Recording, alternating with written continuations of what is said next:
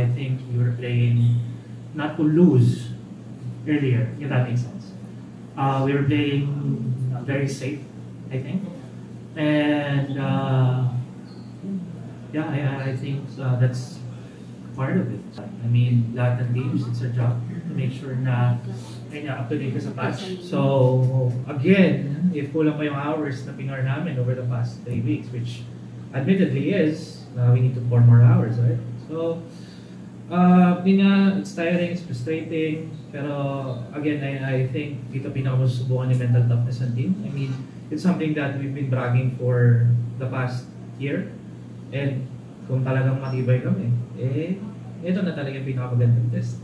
So, but again, hats off to PNPH, you know. They're number 1 right now for a reason. And yeah, kailangan namin ng ulo.